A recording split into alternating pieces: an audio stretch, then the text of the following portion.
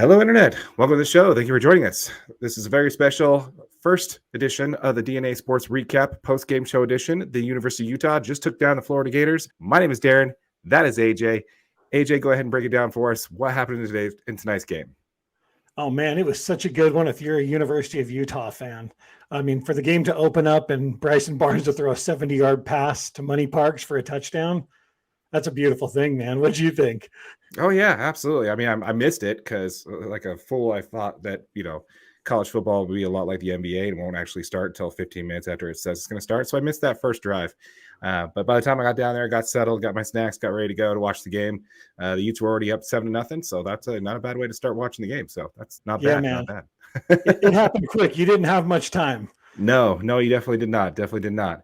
But yeah, so let's go ahead and talk about it. What's your key takeaways from the game here? The Utah offense actually started out okay. They looked like they were going to have some rhythm. They moved the ball really well in the first half. Bryson Barnes did a great job actually commanding the offense. Nate Johnson came in and did some great stuff on offense.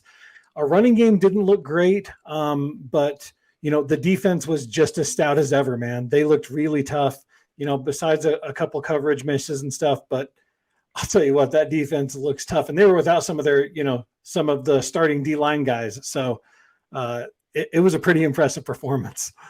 Yeah, let's talk about that. So as far as Utah offense goes, the key takeaways for me on the Utah's offense was there was no turnovers and there's no sacks on the Utah's offense today, which I thought was incredible. Part of that could be due to the lack of continuity for Florida's defense, but I would really like to say that I think a lot of that has to do with how well this team executed its offense, running a 2-quarterback type of offense, which typically, long-term does not work. Right. But the Utes were able to make it work for them in this game one, in this pretty soundly, pretty much straightforward takedown of the Florida Gators here in this first game. Now, this wasn't nearly as close as we were expecting it to be. Some of the things I noticed as far as takeaways on the game is that, man, Florida just could not get out of their own way in this game. You're talking about 9 penalties for totaling yards of 45 to Utah's 5 penalties, totaling 37 yards. The Utah's penalties mostly happened in the second half, and a lot of those penalties for Florida did happen. I believe there's 5 in the first half, 4 in the second half. But a lot of those, that doesn't actually do it justice, man. A lot of those penalties were in key moments where they were about to get the ball back, and that gave the Utes the chance to, come back and score another touchdown. So, yep. I think the game would have been a lot closer, like we were originally calling it, to be a much closer game.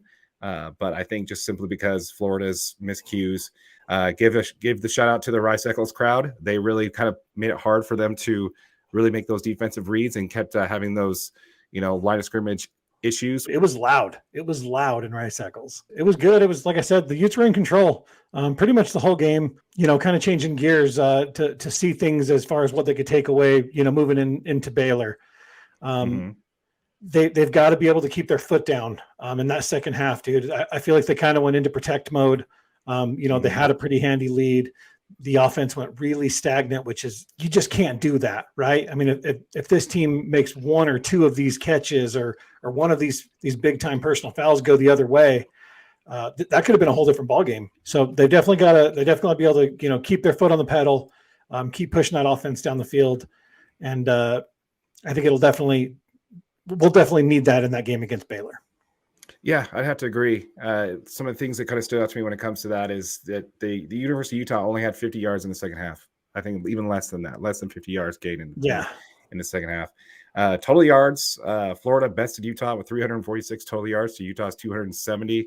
And again, even completed passes, I believe the total completed passes for Florida was more than Utah, which, we were expecting Graham Wirtz to do that. Like that was going to be his game plan coming into this. 31 completed passes to 44 attempts, more than doubling the 20 attempts that I was expecting him to throw. I thought they were going to try and run the ball. But pretty much if you didn't know the score, if you didn't look at the score, if you just look at the total stats for Florida versus Utah, you would think that Florida won this game. Just basically looking at the total number of yards, first downs, everything down the line, it's all Florida. So to me, that's kind of a concern. You definitely want to see that be more cleaned up.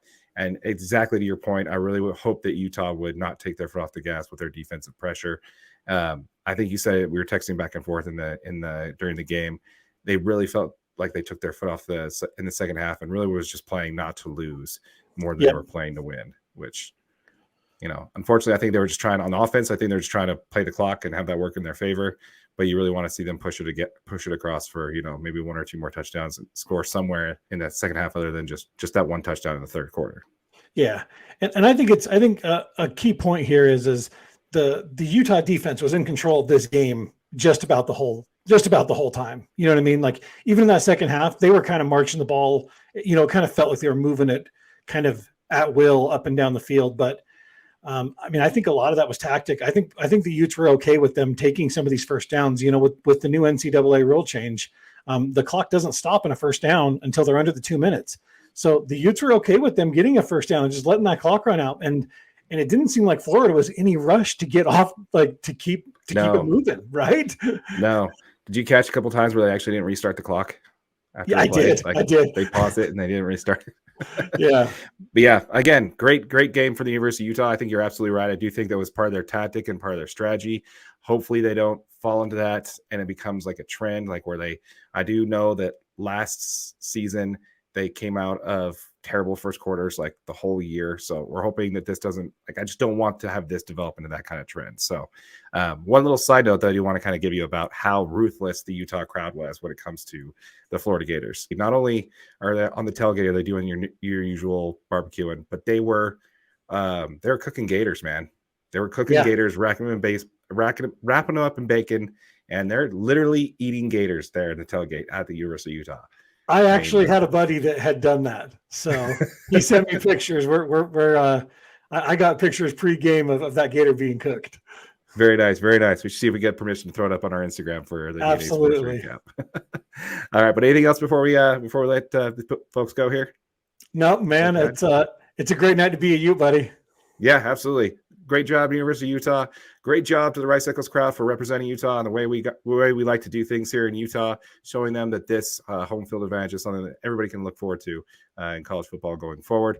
And just like Hemling had said, just let them know that we play football on this side of the country. So yes, sir. For all that, again, my name is Darren. That is AJ. And this has been a special recap edition of the Game 1 for the University of Utah football, kicking off college football season. Till next time.